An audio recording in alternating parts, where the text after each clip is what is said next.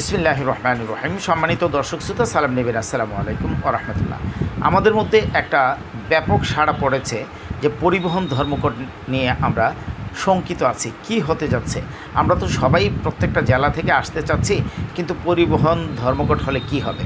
আমি যতটুকু জানতে পেরেছি যে আগামীকাল মাননীয় উপদেষ্টার সাথে পরিবহন শ্রমিক মালিকরা বসবেন এবং আশা করা যাচ্ছে আগামীকালই তার সমাধান হবে।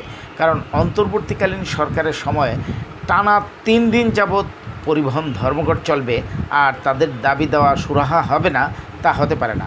আশা করি যে অন্তর্বর্তীকালীন সরকারের মাননীয় উপদেষ্টার সাথে বসে তার সমাধান হবে। আমাদেরকে শঙ্কিত হওয়ার কোনো কারণ নেই, আমরা ইনশাআল্লাহ অবশ্যই আসব।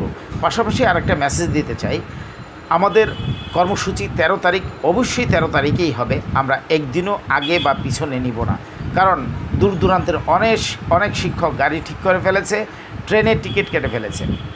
তাছাড়া আপনারা যদি বাসে না আসতে পারেন, ট্রেনে আসবেন, ট্রেনে না পারলে লঞ্চে আসবেন, তাও যদি সম্ভব না হয় আপনারা ব্যক্তিগত আয়োজনে মাইক্রোবাস বা বিভিন্ন রাত্রের পরিবহনের মাধ্যমে আপনারা ঢাকায় আসবেন।